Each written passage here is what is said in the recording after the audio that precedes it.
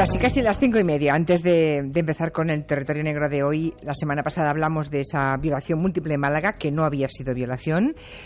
Y al final la supuesta víctima ha confesado y hoy mismo ya sabemos la condena. Cuanto menos en este caso, la justicia ha actuado con una enorme rapidez. Sí, la chica que compareció el jueves pasado en el juzgado estaba imputada por denuncia falsa, admitió ya entonces que había acusado a los 5 jóvenes por miedo a que ellos difundieran el vídeo que le habían grabado, que si era verdad, mientras mantenía relaciones sexuales libres con 2 de ellos, el vídeo del que hablamos aquí el lunes pasado. Ha sido condenada, el Diario Sur lo ha colgado, y un sucesero ahí, Juan Cano, que es muy bueno, y ha adelantado que ha sido condenada a 10 meses de cárcel, no entrará en prisión porque es su primer delito, y a pagar una multa de 2.160 euros. Bueno, y la rapidez con la que se ha celebrado debe ser el juicio... Porque se ha conformado, porque ella ha llegado a una conformidad. Ah, o sea, no ha habido juicio como tal. No, están todos de acuerdo, los chicos renuncian a recibir indemnización por la imputación de un delito falso, ya. Y está de acuerdo en recibir esa multa. Bueno, pues fíjate, la de tiempo que dedicamos a esta noticia, ¿no? Y de qué forma ha acabado. Bueno, hablamos de hoy de otra cuestión. Gracias a los territorios negros que hemos compartido con Manu y Luis, pues ya conocemos muchas caras del mal. Hoy es una de las historias también de esas terribles por la crueldad. Una historia que se destapó en su momento por el tesón de un policía veterano de Sevilla, un caimán, ¿no? Le llaman ellos. Sí. Bueno, pues ahora a ver si seguimos la historia que nos van a plantear Luis y Manu, porque podemos convertirnos escuchándoles en investigadores de homicidios, ¿no? Eso es. Y seguir los mismos pasos que dieron los agentes que en su momento esclarecieron este crimen, porque ellos han tenido acceso al sumario y lo han leído. Bien, para empezar, nos situamos en 1994, o sea, hace 20 años. Estamos en Sevilla. Allí hay un hombre que acude a una comisaría de policía y que denuncia que su hija ha desaparecido. Ese hombre se llama Manuel y el 14 de enero del 94 va a la comisaría de Centro, en Sevilla. Dice que desde hace 5 meses atrás, el 23 de agosto, no sabía nada de su hija, Mari Carmen Espejo, 26 años, y tampoco de su nieto, un niño que se llama Antonio y que tiene 10 años. El hombre cuenta que la mujer vivía y trabajaba en Huelva, en el Departamento de Turismo de la Junta de Andalucía, y le dice a la policía que su hija vivía con un boliviano llamado Genaro Ramallo, padre de su nieto, con el que sí tiene contacto porque sigue viviendo en casa de su hija y de su nieto. El hombre cuenta que su yerno le dijo que se separaron y que Mari Carmen se fue a vivir a Madrid, pero que no se llevan mal, incluso a veces hablan por teléfono y quedan para ver a Antonio, el hijo que tienen en común. Suponemos que lo siguiente que hace la policía es llamar al tal Genaro, ¿no? La pareja y el padre de esta mujer y de ese niño, de esa criatura desaparecidos. Así fue. Y Genaro tuvo que dar explicaciones, tuvo que declarar 2 días seguidos, el 12 y el 13 de abril del año 94, ante la Guardia Civil y la policía, respectivamente. Unos días antes, el 4 de abril de aquel año, Amalia, que era tía de Mari Carmen, también había ido a la Guardia Civil para denunciar lo mismo, la desaparición de la mujer y de su crío. Genaro Ramallo, la pareja de la desaparecida, cuenta lo mismo ante la policía y ante la Guardia Civil, que Mari Carmen se fue libremente en verano porque tenía que aclarar su vida, lo dijo así, que a veces hablaba con ella por teléfono, que había visto incluso a su hijo 3 veces después de la separación y que pensaba que en esos días vivían en Madrid. ¿Y esa declaración de Genaro deja dudas, deja lagunas abiertas? Pues no debió dejar muchas lagunas, porque la policía no hizo más gestiones, la Guardia Civil hizo algunas en el Departamento de Turismo de la Junta de Andalucía, donde trabajaba la desaparecida. Allí le dicen que han recibido alguna carta de Mari Carmen renunciando a su puesto y que esas misivas tienen matasellos de Madrid, lo que coincide precisamente con esa versión que había dado Genaro, ¿no? Así que el 15 de abril del 94, 11 días después de la denuncia presentada por la tía de Mari Carmen, el juzgado número 8 de Huelva archiva el caso y leemos textualmente: por no constituir los hechos infracción penal alguna. Voy a morderme la lengua de momento, ¿eh? O sea, el caso, vale. Me estáis diciendo que con eso se archiva sin más ni una sola comprobación más. Sí, vamos a pensar que eran otros tiempos, que había menos sensibilidad. Esperemos que estén jubilados todos los que en aquel momento se ocuparon de esto, porque es una vergüenza, ¿eh? No creo que estén todos, pero bueno, así sigue el caso, criando polvo, archivado, hasta que en abril del año 2010, 16 años después, el grupo de homicidios de la Jefatura de Sevilla, comandado por un veterano policía, un caimán, como decías, un investigador de pura raza, decide reabrir los casos de desapariciones pendientes que tiene la provincia y se topa con la desaparición de Mari Carmen y del hijo. Lo primero que hace es volver a tomar declaración a los denunciantes. El padre de Mari Carmen dice que la última vez que llamó a Genaro, ya le dijo que no le molestara más, que no quería saber nada de aquella mujer. Y tanto él como la tía de Mari Carmen dicen que la desaparecida era una mujer muy familiar Y Amelia, la tía, señala especialmente que Genaro es un tipo violento, que es muy mujeriego, y entrega además a la policía una carta que estaba escrita a máquina de escribir, firmada por su sobrina con una foto del niño que supuestamente le había enviado a ella Mari Carmen. Además, la policía en esta segunda ronda toma declaración a 4 compañeros de trabajo de la desaparecida, algo que no se hizo en su día. Todos coinciden en que Mari Carmen estaba muy contenta en su puesto, incluso uno de ellos aporta una carta en la que la mujer dice renunciar a su trabajo. La carta, fechada el 20 de septiembre, un mes después de su desaparición, también está escrita a máquina y también está firmada de manera manuscrita por la mujer desaparecida. Bueno, veo que esta vez la policía hace alguna gestión más, ¿no?, que hace 20 años. Bueno, hace 16 cuando empezó esto. ¿Qué más comprobaciones hace el grupo de homicidios de Sevilla entonces? Descubren, por ejemplo, una cuenta corriente que está abierta en Unicaja, en la que comprueban que hay 12 movimientos de dinero entre el 24 de agosto del 93 y el 13 de febrero del 94, cuando la mujer ya había desaparecido. Son 8 extracciones de dinero de cajeros, 2 pagos en el Corte Inglés, 1 más en una gasolinera de Aranjuez, en la provincia de Madrid, y un ingreso de Genaro. Todo ello hecho con una tarjeta de crédito que estaba a nombre de Mari Carmen, de la desaparecida. Claro, esos movimientos en principio indicarían que la mujer estaba viva. Sí, pero el tiempo transcurrido impidió a la policía comprobar con cámaras de seguridad quién había hecho esas extracciones de cajeros. Pero los investigadores sí que se dan cuenta de una cosa, de que no eran los cajeros que habitualmente usaba la mujer, aunque ese dato evidentemente no era definitivo para nada. Pero sospecho que sí hay otros datos más definitivos que la policía en estos días, a pesar del tiempo pasado, sí que obtiene. Sí, los agentes comprueban, por ejemplo, que la mujer no había renovado el DNI desde el año 93. Se le había tragado la tierra, no había vuelto a trabajar, no aparecía en ningún padrón de ningún municipio de España y que el crío no había vuelto a ser escolarizado en ningún colegio. La policía concluye, por todo esto, en un informe fechado el 7 de junio de 2011 ya. Todo hace pensar que las desapariciones no fueron voluntarias, así que se investiga un doble homicidio del que el único sospechoso es Genaro Ramallo. La policía pone ya por escrito que en todos esos años Genaro, el hombre, nunca se había preocupado por su hijo y ni siquiera llegó a presentar una denuncia por desaparición. Recordemos que esta conclusión llega 17 años después de que se denunciara la desaparición y que se archivara todo. Bueno, o sea, tenemos ya un sospechoso, pero habría que reunir pruebas contra él. Claro, no basta la intuición. Y a eso se pone la policía. Por ejemplo, se comprueba, cotejando la firma del DNI de Mari Carmen, del DNI original, que las cartas supuestamente enviadas por ellas no fueron firmadas por su mano, era una firma falsificada. Los agentes comienzan a escuchar, con la autorización del juez, los teléfonos que usa Genaro y el día 16 de junio del 2011 deciden llamarle a declarar a ver cómo pajea, como dicen los caimanes, los viejos policías, como el jefe de grupo, precisamente. ¿Cómo pajea? ¿Cómo pajea? Sí, ¿Cómo respira? ¿Cómo respira? Ya, ¿y cómo pajeó el sospechoso? Mal. Genaro describe a la policía que lleva una vida bastante azarosa en lo sentimental. Les explica que mientras estaba con Mari Carmen también tuvo relaciones con otra mujer, que se llama Juana Luisa, con la que tuvo otra hija, Luisa, y que también estaba con una tercera mujer, una tercera relación a la vez, con una mujer que se llamaba Cándida, con la que tuvo un crío que se llamaba Samuel.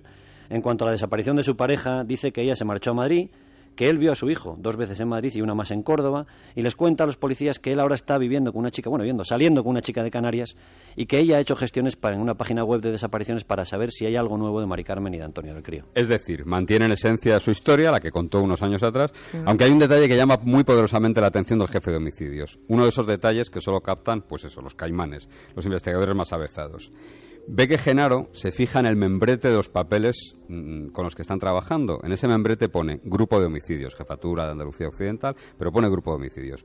Y ve cómo el sospechoso se inquieta y se pone un poco tenso, ¿no? Porque antes, ¿cómo se llamaba entonces el grupo? No. Él no había visto ningún papel hasta ese momento que ve que en el papel pone Grupo de Homicidios. Y le preguntan qué le pasa, ¿no? Le dicen, oye, ¿qué te ocurre? Y entonces el tipo les dice, ¿por qué es el Grupo de Homicidios y no de Desaparecidos el que se encarga de esto? O sea, cada vez más sospechoso, Genaro. Sí, la policía sigue escuchando las conversaciones de Genaro, que hasta ese momento vivía con absoluta normalidad. Pensemos la cantidad de años que estuvo viviendo, con impunidad también, dirigiendo una academia de matemáticas, de clases de matemáticas en Huelva.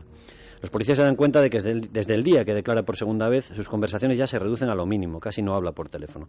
Así que deciden investigar entonces a las mujeres con las que este hombre se había ido relacionando, mientras siguieron monitorizando, escuchando sus conversaciones. Y todas esas mujeres con las que tuvo alguna relación, ¿qué dicen? No sé si aportan alguna información que es útil para la policía. Por ejemplo, Juana cuenta que empezó su relación con Genaro en el año 93, cuando él aún vivía con Mari Carmen. Dice que luego se casó con él, que estuvo casada desde el 2006 al 2009, y da un detalle que sigue haciendo crecer las sospechas sobre el hombre. Le cuenta que cuando su hija Luisa le preguntaba por su hermanastro, por Antonio, el crío desaparecido, Genaro se mostraba muy incómodo, y que la niña incluso llegó a intentar seguir el rastro de su hermanastro por Facebook y por Twenty. Además, la mujer habla de una finca en Almonaster la Real, en la provincia de Huelva, a la que ella solía ir con Genaro a acampar algunos fines de semana. Ni ella ni la policía saben ubicar esa finca exactamente, pero tienen un golpe de suerte. Los agentes escuchan en una de las conversaciones cómo Genaro llama a su hija y le pide que por casa encuentre unos teléfonos de un tipo que tienen que estar por ahí. Esos teléfonos son de un pastor, dice él, cuya finca linda con la de Genaro. O sea que de pronto aparece un lugar hasta entonces desconocido por los investigadores, ¿no? Eso es, el pastor lo que hace es contar a la policía que Genaro compró esa finca 18 años atrás, exactamente en la fecha de la desaparición de su mujer y de su hijo, pero que hace muchísimo tiempo que no va por allí. Además, la policía comprueba que Genaro está preparando su adiós, que nada más salir de las dependencias policiales, cuando es interrogado, pues comienza con una frenética agenda de despedidas. ¿Cómo que despidiéndose? ¿De quién? Primero escucha una llamada que hace a su hija, Luisa, en la que le anuncia que va a hacer testamento y que va a poner todos sus bienes a su nombre. Cuando la policía va a ver a otra pareja antigua de él, a Cándida, esta les cuenta que 3 días antes Genaro ha pasado por casa para despedirse del hijo que tiene con ella. También se había despedido de su hermano, de René. Y otra hermana de Genaro, Julia, dice que su hermano viajó a Vizcaya, donde ella vive, a verla el 21 de junio, 5 días después solo de que la policía le interrogara, y que le dijo que se iba para siempre a Castellón. La policía ve que Julia es un filón y la aprietan un poco. ¿Cómo que le aprietan? ¿Con qué fin? A ver si se acaba información. Claro, la ven flojear un poquito y le sacan varias confesiones. Por ejemplo, reconoce que las cartas supuestamente escritas por Mari Carmen, a lo mejor, dice ella, fueron escritas por su hermano. Julia le dice a la policía que piensa que su hermano se ha quitado de en medio por la investigación que está llevando a cabo la policía y llega a confesar, que le dice a la policía, que cree que su hermano nunca vio a su hijo Antonio, nunca más le volvió a ver. La policía además comprueba que Genaro ha dejado abandonada la academia que dirigía sin dar explicaciones a nadie y que Jenny, esa chica de Canarias con la que mantenía relaciones en los últimos tiempos, le estaba intentando llamar sin que él le cogiese el teléfono. O sea, vamos a ver, que Genaro pone tierra de por medio. Desaparece en cuanto se da cuenta de que la policía está detrás de él. Claro, 17 años más tarde, pero está detrás de él. Claro, los cuerpos de Mari Carmen y Antonio, a todo esto, seguían sin aparecer. Sí, aquel 28 de junio la policía acude, por fin, a la finca del Monáster. Ven que ha habido movimientos extraños, inusuales de tierra y que también hay un pozo cegado, tapado, ¿no? Pero no tienen material para buscar y le piden al juzgado que habilite una partida de 250 euros para seguir buscando porque la policía no tiene ese dinero. Y mientras unos y otros deciden quién debe pagar ese dinero, la policía sigue trabajando, monitoriza los correos habitualmente empleados por Genaro y descubre que se está conectando desde Francia, concretamente desde Toulouse. Un momento, antes de que sigáis, ¿me estáis diciendo que 250 euros tuvieron la culpa de retrasar la investigación? ¿Que nadie ponía 250 euros? Sí, así fue. Hasta el mes de septiembre, otro par de meses de parón por esos 250 euros. No se vuelve a la finca, aunque esta vez incluso se cuenta ya con la ayuda de Luis Avial, que es el hombre del georradar, que hemos hablado aquí a veces de él, y cuyo trabajo fue vital en casos como el de los niños de Córdoba, por ejemplo. El día 15 de aquel mes de septiembre aparecen a 2 metros bajo tierra, en el pozo cegado, con piedras y con hierros, los primeros restos óseos, los primeros restos humanos. Pronto se comprueba que corresponden a una mujer y a un niño, y semanas después llega la confirmación, gracias a las pruebas de ADN, de que esos huesos son de Mari Carmen y del crío de Antonio. Qué historia tan terrible. O sea, la mujer y su hijo pequeño han pasado 18 años, esos cadáveres metidos en un pozo.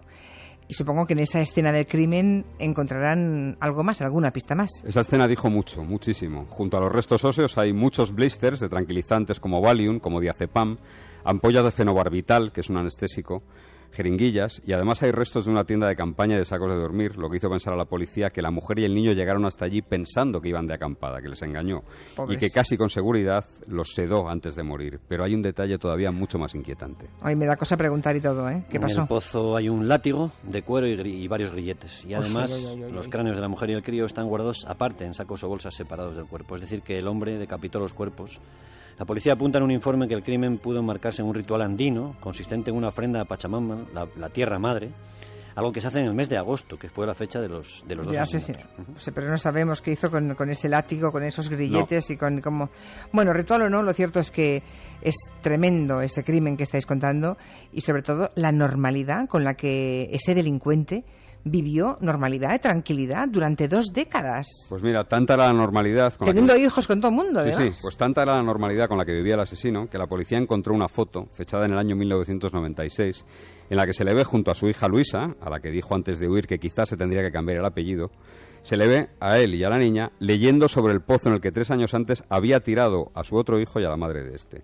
Pero 15 días después del hallazgo de los cuerpos, Genaro fue detenido en Toulouse y comenzó una peculiar campaña de imagen. ¿Cómo que campaña de imagen? Sí, escribió a la jueza asegurando que él siempre había querido colaborar con la justicia española y le envió una carta también a un periódico, Dio la Información, que es una exhibición de cinismo y que vamos a leer un trocito textualmente. Dice: no soy un uxoricida y menos un infanticida. Como marido y pareja soy pésimo. La infidelidad me ha perseguido siempre como túnica de hierro por todos mis caminos.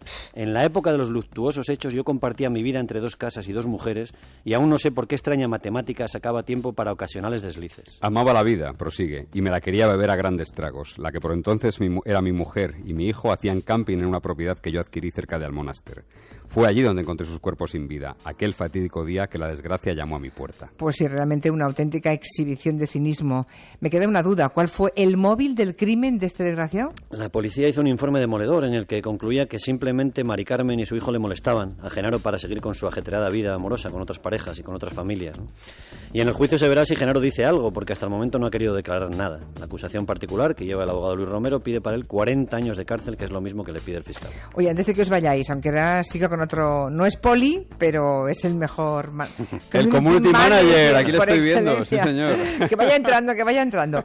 Os quiero preguntar si se conoce algo nuevo de la investigación sobre la muerte de Manuel Pierotti, ese empresario argentino afincado en Mallorca, que fue el que denunció la corrupción de Magaluf, ¿no? Y que ha aparecido muerto este fin de semana. Es que sí, apunta a un suicidio, pero ¿se ha confirmado? Sí, apunta bastante a un suicidio porque él deja una nota incluso a sus compañeros de piso, vivía con otras 2 personas, y deja una nota diciendo dónde se le puede localizar. Es decir, todo indica que es un suicidio. Es verdad que hay mucha gente que habrá estado contenta de que se haya muerto y que habrá algunos que han respirado aliviados, pero todo indica un suicidio. Tenía una enfermedad muy grave, tenía cáncer, se iba a ir de Mallorca, había perdido el trabajo, se iba a ir a Austria, le habían hecho la vida muy, muy difícil aquí en España. Y todo indica que es un suicidio. Bueno, no se lo pierdan, que luego estamos aquí con Carlos Fernández Guerra, Community Manager de la Policía Nacional, el mejor Community Manager del planeta. Del planeta y del resto del universo. O sea, bueno, ha conseguido tener más seguidores la Policía Nacional de nuestro país que el FBI y la CIA. ¿Más que Julián La Onda? Pues imagínense, pero mucho más. En Onda Cero, Julia en La Onda.